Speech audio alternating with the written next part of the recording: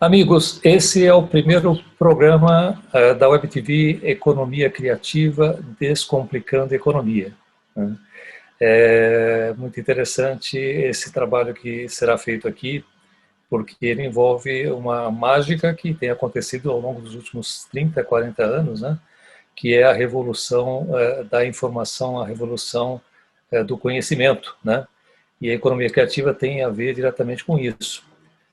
Desde que foi pautada a primeira vez lá na Austrália, na década de 90, né, esse tema vinha sendo despertando interesse, que acabou indo para a Inglaterra, acabou chegando no Brasil em 2004, nós criamos o Instituto de Economia Criativa a partir de 2006 aqui no Brasil, e há várias manifestações nessa área. No fundo, o objetivo da economia criativa é abordar temas relacionados ao empreendedorismo, à inovação, e a todo esse movimento que traz agora o desafio de unir, de um lado, a tecnologia e, na realidade, do outro lado, o conhecimento e a criatividade. E para fazer o nosso primeiro programa nesta série, tenho o prazer de convidar aqui e ter conosco aqui hoje Sérgio Ogawa, que tem uma relação muito estreita com a área cultural, e ele vai fazer uma apresentação dele e certamente será realmente muito rico, porque ele trata de todos os temas que nós tratamos aqui no início, de maneira muito bacana, e está executando trabalhos assim fantásticos na área artística e na área de educação.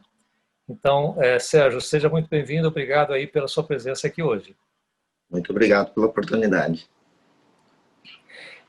Se você puder, talvez seja até bastante interessante você fazer a apresentação, porque na realidade introduzir um tema, né? E na sequência a gente passa a fazer algumas perguntas para você. Ok. Bom, meu nome é Sérgio Ogawa, sou o diretor-presidente do Musicarium, Academia Filarmônica Brasileira, localizado aqui na cidade de Joinville, Santa Catarina. Basicamente, né, é um negócio sociocultural que desenvolve crianças a partir dos 4 anos de idade, em especial os talentos musicais, para que eles se tornem futuramente músicos de orquestra sinfônica. Porque nossa meta é ter, no futuro, uma grande orquestra filarmônica profissional de alta performance. A previsão, a partir de 2030, a gente ter já esta orquestra. E até lá nós temos todo um processo de formação musical, com aulas teóricas, aulas práticas individuais, música de câmara. E isso leva um bom período, né, de formação de 9 anos aqui no Brasil, e pretendemos levar todos esses melhores alunos para ter uma formação na Europa ou nos Estados Unidos, a mais completa possível, para que eles possam retornar, tanto atuando como professores na academia, formando novos talentos a partir de 4 anos de idade, como se fosse fechar todo o ciclo, e atuarem na orquestra profissional. Já temos, em apenas 2 anos de atividades, uma orquestra infanto-juvenil. Nós fizemos, inclusive, uma estreia num evento empresarial para 1.800 executivos aqui em Joinville. E isso teve uma repercussão muito importante, né, porque nós precisamos muito, né, de apoio e sustentabilidade financeira através de destinação, seja de leis de incentivo à cultura, doações diretas, porque cada aluno, né, tem um custo básico, assim, em torno de R$10.000 por aluno. Então nós temos quase 200 alunos, então é um custo em torno de R$2 milhões. Mas tudo isso vale muito a pena. A gente conseguiu apoio, né, de diversas empresas fabricantes de instrumentos musicais de alto nível, seja dos Estados Unidos, da Europa e do Japão. Então as crianças já são preparadas com instrumentos, né, tendo instrumentos de altíssimo nível, e já facilita bastante, porque a música erudita já é difícil, né? Se você der um instrumento ruim, fica impossível. Então, com bons instrumentos, com bons professores, uma grande parte já são profissionais que atuam em orquestras sinfônicas profissionais, professores universitários, com formação no Brasil, no exterior. Então, isso proporciona um desenvolvimento muito saudável e rápido para as crianças, né? Que são essa geração nova aqui, né? São muito inteligentes, assim, parece que já nascem tocando instrumento, porque é incrível, em apenas 2 anos a gente conseguiu montar já uma orquestra infanto-juvenil. E posteriormente, lá em 2025, nós teremos uma orquestra jovem, já semiprofissional, jovens entre 15 a 25 anos, mas assim, tocando de forma extraordinária, porque em apenas 2 anos, crianças entre 7 e 12 já tem um resultado surpreendente. Então, esse é o nosso trabalho. E teremos mais novidades, né? Além de instrumentos e professores, uma gestão que a gente procura fazer bastante eficaz, enxuta. Precisaremos de uma infraestrutura com um prédio, né? Com características, né? De acústica, principalmente, adequadas para o alto desempenho dos nossos alunos, né? Mas isso a gente fala no decorrer, né, da nossa conversa aqui, né? É espetacular essa sua visão e depois eu vou também pedir para você explorar um pouquinho como é que tudo começou, porque há uma trajetória bastante desafiadora, né? Que foi sendo vencida passo a passo por você, até como maestro, né? Anteriormente como músico. E tem um aspecto importante que eu queria comentar aqui, que tem sido sempre, de alguma forma, não negligenciado, até porque aqui é uma questão muito mais de como é que você destina recursos para a cultura, né? Mas o fato é que nós temos uma questão básica, que é a educação, que é fundamental, né? Tudo aquilo que a gente fala de talentos e desenvolvimento de negócios, empreendedorismo, etc., passa pela educação, obrigatoriamente. E eu remeto um pouco daquilo que foi tratado pelo um dos principais revolucionários no setor de tecnologia e de criatividade aqui no Brasil, que foi Steve Jobs, no mundo, né? Que já tinha essa crença desde a década de 70, de que quando ele admitia pessoas que tinham que ser realmente extremamente esmeradas naquilo que faziam, na profissão que faziam, né? Ele procurava também ter alguém que tivesse algum tipo de dedicação à parte da arte, talvez um músico, um cantor, um pianista, enfim, porque isso seria um elemento adicional importante, né? Porque, no fundo, a criatividade vem muito do mundo das artes, né? Então, eu queria que você depois comentasse um pouquinho sobre esse aspecto, né? E porque você define que é importante você criar uma educação 360 graus, que envolve a música, pode ser que ele seja futuramente um músico profissional, não obrigatoriamente só um músico amador, mas ele pode se dedicar a outras coisas também. Então, como é que você vê essa questão da cultura permeando aqui no Brasil essa parte da atividade artística, né? E que desenvolve o lado da imaginação, né? Que pode ser bastante benéfico para os negócios. E conta um pouquinho da tua história. Como é que você começou? Sem dúvida. Falando sobre a importância da arte e da cultura, em especial a música, que é a minha área de atuação, eu posso colocar um exemplo muito próximo, né, que são meus filhos, né? Então, tenho um filho que é trompista e engenheiro, né? Então, já mostra essa questão da tecnologia e a arte, vamos dizer assim. Então, ele começou a estudar violino, acho que aos 5 anos de idade, chegou aos 9, ele queria trocar de instrumento, né? Por sorte, num dos ensaios de uma orquestra jovem que eu trabalhava em São Paulo, tinha um jovem já seguindo já carreira profissional. Ele ficou curioso, né? Que era uma trompa, que é um instrumento bastante complexo, né? Ele era bem miudinho, né? 9 anos, a trompa era maior do que ele, mas deixou eu experimentar esse instrumento. Aí começou a tocar, o outro jovem músico começou a mostrar como a parte de digitação, a leitura, e ele foi tocando tudo, virava as páginas, tocava tudo. Esse rapaz ficou espantado, porque falou, nossa, nasceu para tocar trompa, o que ele está fazendo no violino, né? Então, acho que intuitivamente, o que a música proporciona? Né? Um senso estético e de escolhas, né? Então, meu filho começou a ter sua própria visão, né, do que é melhor para ele. Então, esse senso estético fica muito mais aguçado. Bom, aí eu tinha que procurar um professor de trompa. Aí eu procurei uma escola em São Caetano do Sul. Eu morava no ABC Paulista, né? Uhum. E lá só podia entrar com 13 anos de idade na época, né? Principalmente instrumentos de metais, assim. Colocava a trompa nas costas, sumia o meu filho, né, de tão grande que era. E assim, não, pai, vou tentar, o não eu já tenho. Né? Então, o segundo aspecto, a coragem, né? Esse espírito de desafio que ele começou a ter, enfrentou uma banca lá de diretores, o diretor e mais os professores, que tinha 3 ou 4. Ele, com 9 anos de idade, encarou, né? Tocou tudo que podia. E o próprio professor, que era um búlgaro, ele falou, olha, está me lembrando muito a minha história, que meu pai era professor de trompa, né, um trompista profissional, e me deu uma oportunidade exatamente com a idade dele, aos 9 anos. Então, eu banco a responsabilidade de cuidado, né, e ele conseguiu passar nesse teste e estudou até os 17 anos. Foi quando ele, de novo, falou, pai, você sempre me deixou escolher o que é melhor para mim. Falou assim, desde que seja, você tenha certeza de que é algo para sua felicidade, eu vou estar sempre apoiando. Tem problema se eu não seguir a carreira musical? Falei, não tem problema nenhum. O que você quer fazer? Eu quero ser engenheiro.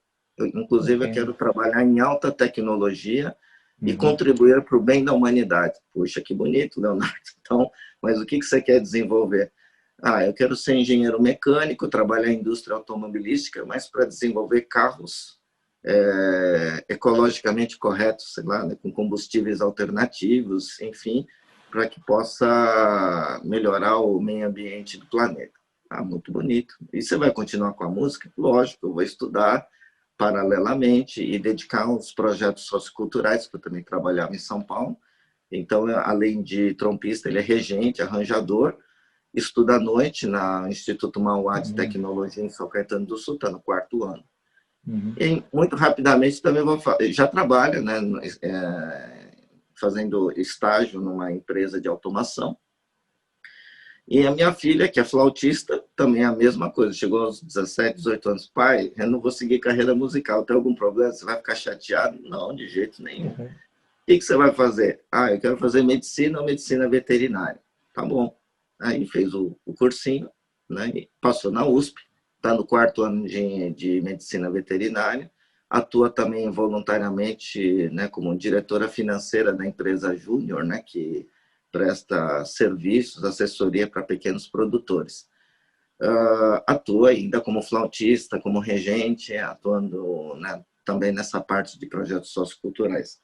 Resumo, a música permitiu aos meus filhos e a muitos jovens disciplina, raciocínio lógico, essa independência, né, e ao mesmo tempo trabalho de equipe, poder de decisão, liderança. O que eu posso dizer? A música só contribui, né, para o desenvolvimento de seres humanos melhores, cidadãos de excelência, profissionais diferenciados. Então, eu recomendo, né, a todos os pais que têm filhos que gostam de música, independente se vai seguir carreira ou não, que de toda forma vai ter um benefício incrível. E é lógico, né, no decorrer da minha história, que começou em 1979, quando eu entrei numa banda infanto-juvenil aos 11 anos de idade, tocando clarineta, na minha irmã mais velha, que atuava muito como a minha coach, né, sendo os primeiros anos aí na área da música, né, ela atuava também na área educacional.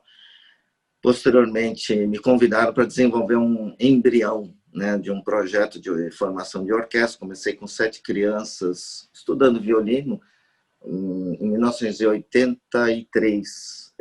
E a grande dificuldade era a formação de base. Não tínhamos, mesmo em São Paulo, professores qualificados para dar aulas para crianças, pelo menos num preço acessível, porque eu conheci 2 professores japoneses que davam aula para filhos de executivos japoneses, mas assim, o valor era fora da nossa realidade brasileira, né? Então eles pagavam em dólar, eu acho que era em torno de US$ 100 hora aula. E meu pai tinha acabado de ter um AVC nessa época, então eu tinha que reduzir muito, né, os gastos familiares, porque o tratamento dele exigia bastante. E eu queria dar menos dor de cabeça possível para os meus pais, né? Então, lá com 13, 14 anos, comecei a desenvolver esse projeto. E só mais tarde que eu consegui, num projeto do SESC, se não me engano, né? Que era aula coletiva. Mas foi bem assim, início do estudo, não tinha algo muito de alta performance, era muito mais para dar uma introdução à música para várias crianças e jovens que queriam experimentar os instrumentos. Posteriormente fui estudar em conservatório e a procura foi muito grande nesse projeto. De 83 a 90 aumentamos de 7 para 120 crianças. Uau. E já com todos os instrumentos de orquestra. Bom, nesse processo ganhamos vários instrumentos musicais e eu tinha que meio que experimentar, demonstrar, aprender para depois passar para algum aluno, né? Então, depois eu fui estudar oboé, ganhamos um oboé profissional francês, lá fui eu estudar oboé e posteriormente, quando formou a orquestra, inclusive esse oboé eu passei para um menino que ficava namorando, olhando, estudando ali, e hoje é o primeiro oboísta do Teatro Municipal de São Paulo. Hoje, um dos melhores oboístas do Brasil. Inclusive, eu entreguei o oboé para ele. Olha, você vai estudar direitinho? Você realmente vai se dedicar? Não, pode deixar. E ele era muito talentoso mesmo, tinha certeza que ia ser um grande profissional. Depois eu tive que estudar regência, né? Porque formou orquestra, não tinha quem fosse assumir esse posto. Então, fui estudar regência. Ainda era na Universidade Livre de Música, a atual EMESP, hoje de São Paulo. Estudei lá por 3 anos e com outros professores, masterclass, né? Tive até a oportunidade de fazer, participar de um festival de música, onde, né, o saudoso maestro Eleazar de Carvalho fazia essas aulas em festivais de inverno, né, festival de férias. E aí eu comecei a reger a orquestra. Era uma pequena orquestra de 30 e poucos músicos, foi crescendo, crescendo, crescendo, e já começamos a ter, a partir de 93, que se oficializou essa orquestra, a realizar turnês no Brasil e no exterior. Então, a convite das embaixadas brasileiras, né, de alguns países da América do Sul, depois para o Japão, e meu último concerto com essa orquestra regente foi em 2012. A partir daí, lá nos Estados Unidos. Lá que eu conheci, inclusive, um grande equipamento cultural chamado Concert Hall e um maravilhoso trabalho de arquitetura, né, design acústico, que é pouco desenvolvido no Brasil, por uma empresa que é referência no mundo, que é a Nagata Acoustics, que tem sede no Japão, e escritórios em Paris e Los Angeles, né? Então, dentre eles tem dos trabalhos, o Walt Disney Concert Hall, Elbphilharmonie de Hamburgo, Filarmonia de Paris. Então, é uma empresa espetacular e todos esses jovens músicos que estavam me acompanhando ficavam assim, maravilhados, né, com a qualidade acústica de um concert hall de 1.000 lugares, né, assim, a perfeição. Você ouve absolutamente tudo. Isso também dá um pouco de medo para os músicos. Qualquer errinho, né, fica totalmente exposto, perceptível, né? Excelente, bom, excelente. Eu só queria aproveitar esse gancho, porque você começou a tratar um tema que é muito relevante, né? Quando você coloca a expectativa em cima daquilo que você faz, né? E coloca realmente a barra mais alta possível para chegar no patamar que seria de excelência, né? Na atividade. Então, eu vejo que você conseguiu isso tanto na sua própria carreira, como desenvolvendo a sua habilidade como músico, depois como maestro, né?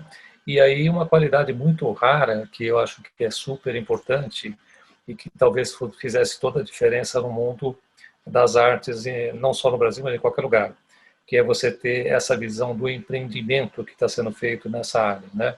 De um lado tem o foco naquele pessoal que precisa realmente desenvolver algum tipo de atividade, né, que é o que você está fazendo, e ao mesmo tempo você sempre está esmerando para conseguir fazer com que esses alunos sejam os melhores daquilo que eles fazem, né?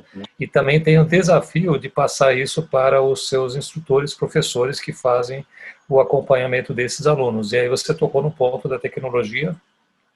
Você pesquisando lá fora, sabendo quais são as melhores tecnologias, não só na área de instrumentos, mas também na área de espaços, né, de academia, espaços de apresentação. E aí você trouxe um sonho muito grande para cá, que é você construir o Musicarium, né? E eu queria que você falasse assim, qual é o tamanho desse sonho, essas tecnologias todas envolvidas e o grau de envolvimento seu na negociação e convencimento do empresariado brasileiro que está investindo nisso, como também trazer o pessoal que vem de fora e fica entusiasmado em apoiar essa atividade do musicário aqui no Brasil, com essas tecnologias que estão aí disponíveis. E eu sei que os investimentos são bastante altos, talvez você não queira falar a respeito, mas assim, é um desafio muito grande e essa organização toda agora também sei que passa pela organização de uma governança. Então, você une a parte artística, você une a parte do administrador, você une a parte de desenvolvedor, né, de talentos, e agora também como empreendedor e negociador para trazer esses recursos para colocar de pé o teu sonho. Então, conta lá para nós quais são as grandes etapas que você vê pela frente. Okay. Bom, ao longo desse período, a gente começa a absorver assim, habilidades, né, como empreendedor, porque senão nenhum projeto sociocultural se sustenta. Então, você ter um planejamento de longo prazo, né, de curto, médio e longo prazo, ter o planejamento estratégico, ter uma visão, né, de que é um negócio, você não pode encarar simplesmente como um ideal, como um sonho. Sem sustentabilidade financeira, sem retorno, sem investimento, você não consegue ter um voo que não seja um voo de galinha, né? Um voo de curta duração. Então, para ter um voo de águia, de um falcão, você tem que se estruturar, né? Então, o que eu venho, após, né, todo esse período em projetos sociais que eu atuei voluntariamente, de 2012, né, nos Estados Unidos, até 2016, eu comecei a formar polos em várias regiões do Brasil. Em 2016, eu promovi um concerto no Teatro Guaíra para 2.200 pessoas, com uma orquestra jovem nacional, né, com representantes de todos esses polos, uma orquestra de mais de 100 jovens. E foi nesse período que eu recebi um convite de uma cidade que de carro leva 1h30, que é Joinville, apesar de ser Santa Catarina, né? Então, de Curitiba a Joinville é bem próximo. Então, para mim não custava nada. Então, uma instituição educacional sem fins lucrativos, que já tinha uma escola internacional e já tinha todo um passado na área de educação, eles queriam investir em cultura, eles queriam formar uma orquestra profissional. Bom, eu vim para Joinville e perguntei, né, para o diretor-presidente, e depois eu fui entrevistado por o presidente do conselho e uma outra conselheira. Então, o board, né, esse conselho de administração, são formados principalmente por industriais da região de Joinville, que é o maior PIB de Santa Catarina, né, tem mais de 600 mil habitantes, tem um parque industrial muito forte. Então, isso já, pensando até no futuro investimento, olha, que tem bastante potencial para sustentabilidade financeira. E o segundo ponto, que na minha pesquisa, é que o ensino público fundamental municipal, né, ou seja, crianças entre 6 a 13, 14 anos, o ensino é de excelente qualidade, está sempre entre os primeiros no índice lá do IDEB. Então, a gente teria um material humano de excelente qualidade. Então, já tínhamos o quê? Tanto uma possibilidade de sustentabilidade financeira, como também um material humano de excelência. né? Então, e aí justamente eu propus para esse conselho, fui sabatinado várias vezes, tinha que vir de São Paulo para cá, para Joinville, né? Tinham 8 conselheiros ali me metralhando, né? Fazendo Uhum. perguntas principalmente de cunho muito mais empresarial, porque ninguém entendia nada de música, né? Mas, assim, ao longo desse período, eu aprendi bastante com eles e pude mostrar que, olha, vai ser um legado incrível. Nós vamos ter não só uma orquestra, porque quando eu falei que ia ter uma orquestra em 2030, muitos conselhos falaram, mas eu nem vou estar mais nesse conselho quando estrear a orquestra. Não, calma, né? E, assim, teremos uma excelente orquestra infanto-juvenil, e vocês sabem, orquestra de crianças toca bastante o coração das pessoas, sensibiliza, né, as pessoas e, principalmente, né, faz com que as pessoas abram a carteira e doem, né, para um projeto sociocultural. Então, vai ser importante ter essa orquestra, né? E depois a orquestra jovem, que já vai ser a base da futura profissional. Ah, então tá bom. Então a gente já vai ter concerto daqui 3 anos? Sim, em 2 anos aconteceu. Tanto que a minha percepção, né, de que os alunos seriam de qualidade, nós fizemos um primeiro processo seletivo em 2017 apenas para 100 vagas. Meu primeiro pitch de venda foi para diretores, né, diretoras da rede municipal de ensino, onde me deram 15 minutos para vender o peixe. Uhum.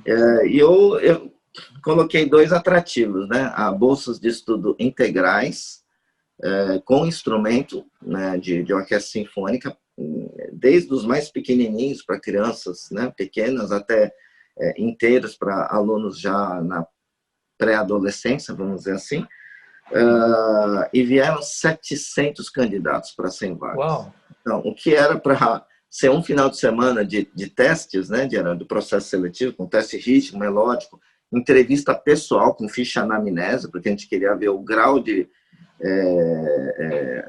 apoio dos pais, né, de dedicação, porque a criança pequena, sem apoio dos pais, eles acabam, principalmente no começo, tendo muita dificuldade, né, então precisa ter esse grau de comprometimento. Eu reuni 14 professores, né, vindos principalmente de Curitiba, que tocam nas orquestras, da Sinfônica do Paraná, Camerata Antiqua e das universidades, né, e a gente reuniu 14 professores e iniciamos todo esse trabalho. Hoje nós temos 24 professores, temos inclusive para os alunos mais avançados aulas de piano, que é um instrumento complementar, obrigatório em testes para ingresso em universidades europeias, né? Então, além do seu instrumento principal, seja violino, oboé ou flauta, você tem que dominar a técnica pianística, senão você não passa, né, nos testes lá para ingresso. Enfim, tudo isso está sendo preparado, a gente conseguiu, inclusive, a patrocínio, né, de escolas, a melhor escola de línguas, começar pelo inglês, né, então as crianças da orquestra, que a gente conseguiu formar com 1 ano de antecedência, era para ser 2020, 2019 a gente fez a estreia, com 50 alunos, e todos eles são agraciados com aqueles que o quiserem, né, com bolsas de até 85% nessa escola de línguas, que é de excelência, e que é a Rockefeller, né? Não sei se pode fazer propaganda ou não, mas eu acho que é importante. Sim, não tem problema Outra, não. porque eles realmente adotaram esses alunos. E Uhum. qual é a preocupação? Que os nossos alunos estejam plenamente assim preparados para uma vida de 4, 5, 6 ou 7 anos na Europa ou nos Estados Unidos.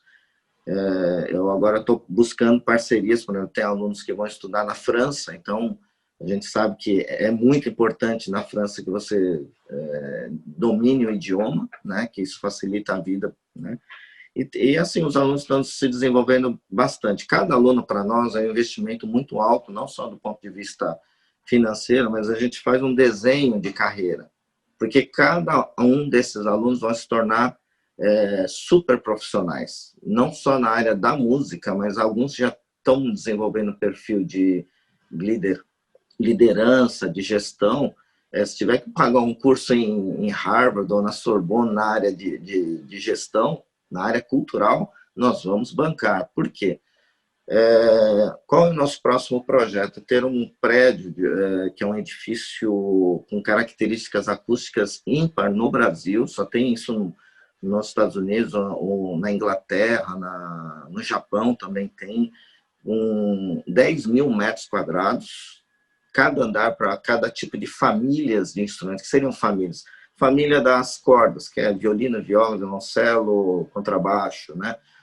Madeiras, flauta, oboé, clarineta, fagote, metais, trompete, trombone, trompa, tuba, e a percussão toda, que é um leque, né, de opções muito grande. Para cada andar vai ter salas específicas, estudo individual, estudo de naipes, de tipos de instrumento, coletivos, de orquestras, de famílias, e ensaio da orquestra infanto-juvenil, da jovem e da profissional, com palcos generosos. Inclusive, o andar térreo já vai ter um concert hall, uma sala de concertos para 500 lugares, e com um palco gigantesco para comportar orquestras, né, do Musicário. São essas 3 orquestras, orquestras de câmara também, mas teremos uma condição técnica acústica para receber as melhores orquestras do Brasil e do mundo, porque a assinatura do projeto acústico está sendo desenvolvido, né, da Nagata Acústica, e está sendo desenvolvido em conjunto com a Metro Quadrado Arquitetura. Faço questão de enaltecer, porque eles fizeram um valor assim de praticamente de doação, né, um preço muito, mas muito abaixo do mercado, porque tanto a empresa de arquitetura como a de acústica falaram assim: é um dos melhores projetos de formação musical para a orquestra sinfônica que eu já vi no mundo. Ainda mais falar no Brasil, que né, tem muita dificuldade de investimento cultural, é algo pioneiro e louvável. Eu lembro que eu consegui um contato através de alguns músicos de São Paulo, né, e que eu queria falar com o presidente da Nagata Acoustics. Olha, é muito difícil, né, porque eles só pegam projetos gigantescos, milionários, e se eu fosse pelo ali o contato, alguma coisa, acho que talvez ficaria perdido no meio do mar de e-mails que eles recebem, né? Mas, surpreendentemente, eu estava almoçando com esses músicos, e ela falou: puxa, eu lembrei de uma amiga minha que é jornalista, e ela fez entrevista com o presidente dessa empresa. Ela mandou um WhatsApp. Antes de terminar o almoço, eu já estava com o contato da secretária executiva, braço direito do presidente. Passei o final de semana escrevendo.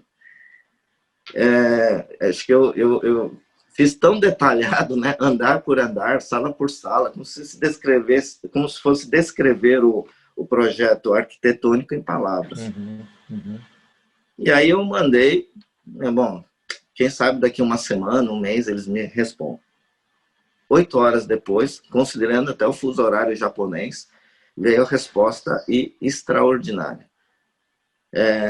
Muito obrigado por nos contatar. Nos faz muito, assim, nos sentir muito honrados pela possibilidade de trabalhar num projeto tão incrível, que visa a formação de crianças e jovens de orquestras que buscam excelência. Aguardamos vocês para uma reunião presencial em nossos escritórios. Pode ser em Tóquio, Paris ou Los Angeles. Nossa, imediatamente eu escrevi. Eu tinha uma viagem de benchmark, né, que, como você mesmo falou, a gente tem que buscar o que tem de melhor no mundo. A régua tem que subir sempre, né? E eu tinha já uma viagem marcada, coincidentemente, em maio de 2018, em várias cidades dos Estados Unidos, onde tem os melhores centros de formação musical e de orquestras, principalmente essa formação de base. E eu tinha só uma janela na agenda, né, que já estava com todas as passagens compradas, todas as reuniões agendadas, que era dia 4 de maio. E aí, né, escrevendo e rezando ali, né, para que essa data tivesse disponibilidade, porque o diretor-presidente ele falou: olha, eu sou engenheiro, eu tenho que ver para crer o quanto que é diferente um concert hall que você tanto fala. Para mim é um teatro comum, mas do jeito que você fala, deve ser algo tecnologicamente muito avançado. E aí eu enviei o e-mail, e aí a resposta é incrível de novo. Puxa, que sorte, o maestro Gustavo Dudamel, da Orquestra Filarmônica de Los Angeles, lá no Walt Disney Concert Hall, cancelou o ensaio do dia 4 de maio. O prédio vai estar vazio, eu já recebi as credenciais, nós vamos poder visitar todos os espaços. Né? Puxa, e realmente eu levei o arquiteto da Metro Quadrado, né, para que ele tivesse noção da grandiosidade. É um concert hall gigantesco ali, mais de 2.500 lugares, eu acho. E ele tirava as placas de revestimento e falou, o nosso segredo está aqui, todo o estudo de física acústica, projetos de NASA, assim, um negócio espetacular, né? E assim, todos os... não escondeu absolutamente nada. Terminou a conversa e falou, então, quando começamos a conversar, gostaram de tudo? Sim. Quando começamos a conversar, acho que eu só recebi acho que um chute na canela do diretor-presidente. Não foi falado de custos, de orçamento, deve ser algo faraônico. Bom, a gente conversa depois, mas envia o orçamento. Eu já estava guardando um orçamento, lógico, compatível ao trabalho deles. A gente voltou para o Brasil, tudo aí, uma semana depois, eles são muito rápidos, muito eficientes, né? Aí o diretor-presidente falou, senta, porque você vai ter que sentar e chorar, porque não vai dar para fazer. Ok. Aí veio o orçamento, eu olhei muitos zeros, né? E falei, puxa vida, quanto que a gente teria de verbo? No máximo, 15% desse valor. Falei, puxa, não dá nem para começar. Mas valor total é... Bom, vai eu lá de novo, né? Escreveu, eu acho que já era na época da crise dos combustíveis, lá dos caminhoneiros, né? E eu sabia que estava aparecendo lá na CNN internacional, lá nos Estados Unidos, aí comecei assim, veja o Brasil, olha o estado que estamos, falta comida, remédios, porque está tendo essa crise dos caminhoneiros. A gente depende só de um tipo de veículo de transporte, não tem investimento ferroviário, né? Outras formas, né? Que a gente fica totalmente dependente. A infraestrutura é fraquíssima. Quiçá investimentos na área cultural, equipamentos. Mas uma coisa que o diretor-presidente ele falou, né? Visitando lá a melhor escola de música lá dos Estados Unidos, lá na Pensilvânia, na Filadélfia, ele olhando o potencial, né? Lá estão as grandes universidades ali da Pensilvânia em si, essa escola de música é o Instituto Curtis, que tem 200 e poucos alunos, assim, é mais disputado do que Harvard, e é totalmente gratuito. Então, por exemplo, estudar em Juilliard, que é em Nova York, custa de 9 a 10 mil dólares por mês um aluno estudar música, e lá na Curtis é totalmente gratuito. Esse é o modelo que eu quero. O melhor e dar acessibilidade, não é por regime de cota, mas por competência, talento, mérito acadêmico. Acho que esse é o ponto. Né? Então, e ele falou, puxa, o que eu percebi?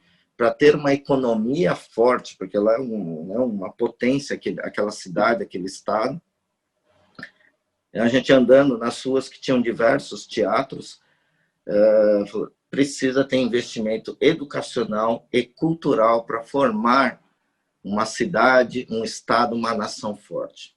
Sem cultura, sem investimento, seja na arte, na música, fica pobre. Né? Então, você forma uma massa crítica, cidadãos que realmente são diferenciados. Então, isso ele percebeu, falou, você está certo, vamos, né, fazer todos os nossos esforços, é limitado, né, financeiramente, mas vamos fazer o melhor. E nós, em seguida, fomos assistir um concerto da Filarmônica, a Orquestra Sinfônica da Filadélfia, que é uma das melhores dos Estados Unidos. Só que a surpresa, né, como se fosse um estádio de futebol, assim, um domus, né, um teto de vidro, onde abarcava dois teatros.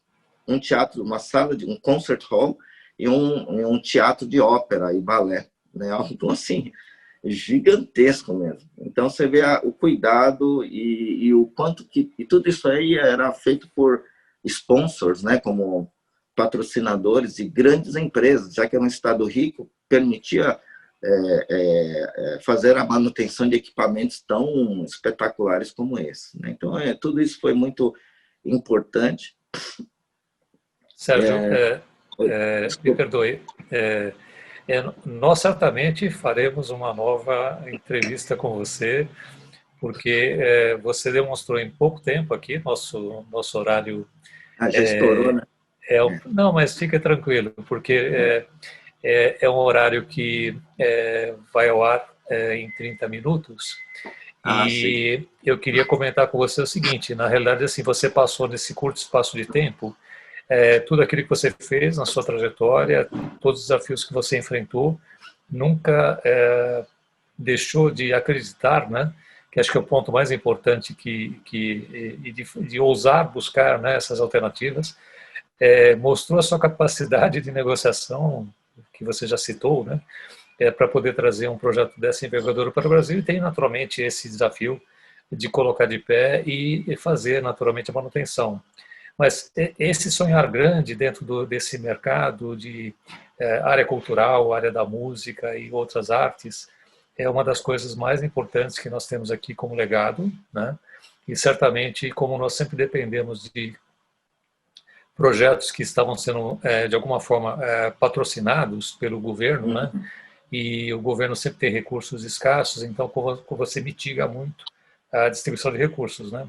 E eu achei muito bacana, desde que nós conversamos a primeira vez, que você acredita que tudo isso pode ser feito com iniciativa privada, porque o incentivo, o subsídio, ele acaba distorcendo um pouquinho a qualidade daquilo que está sendo feito. Então, independentemente do valor que está sendo investido, sempre vai ter um mérito, né, de conseguir o empreendedor, no caso você já conseguiu, né, e você está montando uma organização que está voltada também para levantar os recursos, colocar de pé, depois fazer a manutenção, expectativa de que isso vai ser gratuito lá na frente. Então, todo mundo que ouvir essa sua entrevista vai ficar realmente super entusiasmado, dizendo que é possível qualquer coisa, né? Especialmente nessa área da música. E se alguém tiver interessado a fazer contato com o Musicarium, qual que é a sua dica para a gente poder, para você poder receber algum tipo de consulta? Hoje você está em Joinville, naturalmente você tem uma expectativa de que isso vai crescer. O que você diria para jovens do Brasil todo a respeito desta iniciativa e da possibilidade de virem a participar desse projeto? Sim. Como é um legado para o Brasil, eu sempre digo que, né, tudo que a gente faz é movido a propósito. Uhum. Eu lembro, assim, o que me moveu muito a fazer tudo isso, eu estava no ensaio lá naquele concert hall em 2012, que eu nem sabia que era da Nagata Acústica, e tinha lá um dos executivos responsáveis pela universidade, lá onde ficava esse concert hall. Ele falou, eu falei para ele, puxa, nem que tenha uma miniatura desse no Brasil, eu vou dedicar para ter isso, né? Ele falou, miniatura? Por que miniatura? Porque o Brasil é assim, assado. Falei, para de chorar, para de reclamar. Por que vocês têm essa síndrome de vira-lata? O brasileiro é talentoso, né? O brasileiro é criativo, é um país jovem, precisa e merece um equipamento melhor do que esse. Dedique com esse propósito e faça isso em menos de 10 anos. Ele colocou até prazo, né? Aí eu falei, puxa vida, né? Então, ok. E aí eu, assim, né? Acho que essa coisa da coragem, depois eu fico pensando, puxa, será que eu não exagerei, né? Ok, em 10 anos o senhor vai estar na inauguração desse equipamento, que vai ser melhor do que esse aqui. Bom, Maravilha!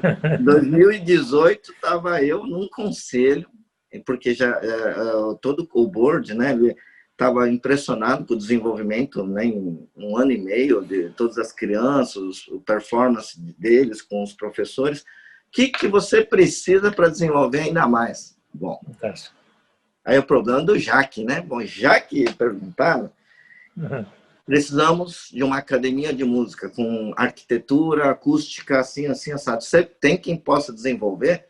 Com certeza. Posso procurar o que tem de melhor no Brasil e no mundo? Tudo bem. Só depois você vai ter que ter um custo-benefício compatível. Não, com certeza. E aí, só para terminar aquela conversa, eu fiz todo aquele pitch de venda de novo para a Nagata. E aí ele veio para o Brasil, falou, então deixa eu conhecer pessoalmente para ver se vocês são sérios, se realmente existe, se tudo isso que você fala realmente é verdadeiro. E, de fato, ele participou, ele olhou tudo e falou, olha, realmente é um projeto espetacular, o que eu posso fazer por você? Então, só posso pagar 15% desse valor total.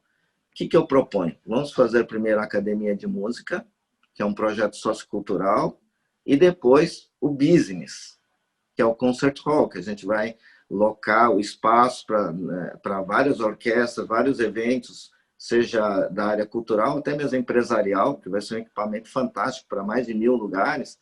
Né? Então, faça o teu social e eu garanto o comercial. O que você acha? Ele escreveu.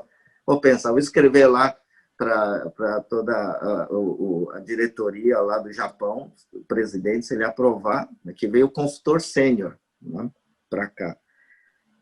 E, coincidentemente, hoje ele é o presidente, é o diretor-presidente, esse consultor sênior, então eu falei com a pessoa certa. Uau! E dia seguinte veio a resposta, positivo. Começamos pelo social, pelos 15%. Aí foi, tem mais um detalhe, a gente tem que dividir em 6 vezes. E foi aprovado assim mesmo. Ele voltou mais uma vez em novembro de 2018 para fazer uma palestra sobre Concert Hall, para o lançamento, né, de todo esse projeto. E ele começou a mostrar as maiores salas de concerto que a Nagata fez. E aí ele falou, e agora Joinville vai ser agraciado com esse maravilhoso equipamento cultural. Então, todos os empresários que estavam lá tiveram, e todas as personalidades, um senso de pertencimento comunitário e de orgulho assim incrível, assim, né? E a gente já fez assim um start muito positivo e vai ser uma sala de concertos, tanto essa academia de música para receber alunos do Brasil todo. Então, seja aí de São Paulo, seja em qualquer região do Brasil, o crivo sempre vai ser mérito, né? O talento, a dedicação. E é isso que eu gostaria de proporcionar. E por isso eu preciso do apoio de todas as pessoas, seja físicas ou jurídicas, para manterem em especial as bolsas de estudo desses alunos, que nós vamos ter capacidade para 500 alunos. Eu acho Excelente. que pelo menos aí boa parte virão de rede pública de ensino, porque a exemplo de esporte olímpico, sempre é desenvolvido, em sua maioria, em comunidades carentes. A gente pode pegar pelo judô, né, e vários outros esportes, são em comunidades carentes que as crianças e jovens abraçam essa oportunidade como uma única da vida para o desenvolvimento de um futuro melhor profissional, né? Então, e eu vejo isso, a garra, a vontade dessas crianças de virem aqui estudar música, é algo incrível, né? As famílias, e tudo isso é esse diferencial. Então, penso que vai ser um divisor de águas, principalmente porque pessoas físicas e jurídicas, é exemplo que acontece nos Estados Unidos, desde um grande banco, a uma lavanderia, a um pequeno comércio, a pessoa física, todos eles se unem para manter, seja uma orquestra, um teatro, esses equipamentos culturais, para dar vida a população, né? Então, como tem aquela música, a gente não quer só, a gente quer diversão e arte, né? Não é só comida, né? Então, acho que esse é o ponto, né? Pegando o exemplo dos meus filhos, meus filhos já falaram assim no Dia dos Pais: pai, muito obrigado por tudo que você fez por nós. Agora, você tem mais de 200 filhos. Faça tudo que você fez pela gente, em termos de educação, cultura, valores, agora para essas crianças. Porque eles se tornarão multiplicadores de uma transformação sociocultural que a gente está vendo, que você está fazendo aí em Joinville, mas que vai irradiar no Brasil inteiro. A gente tem convicção e certeza de que você vai fazer isso. Deixa esse legado para essas crianças, porque eu falei, puxa, o que eu posso fazer por vocês? Quer fazer mestrado, doutorado? Vou já fazer uma poupança? Eu falei, não, pai, não se preocupe.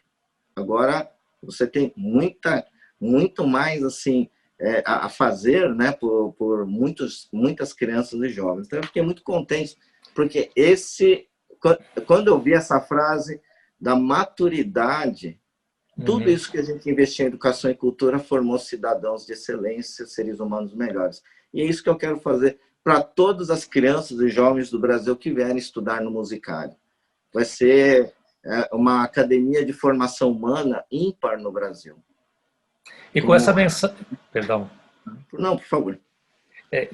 Bom, você acabou de deixar uma mensagem assim muito rica, muito eloquente, que certamente vai representar para quem está nos ouvindo o caminho para acreditar naquilo que é o seu sonho, né?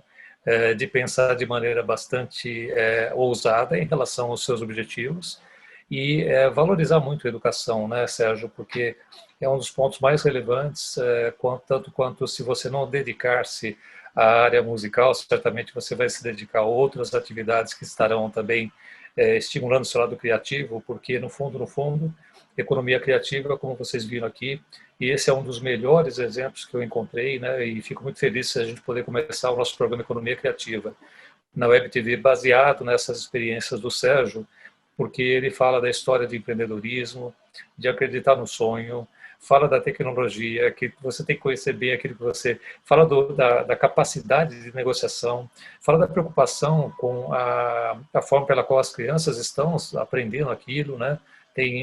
Todas essas questões estão sendo colocadas aqui.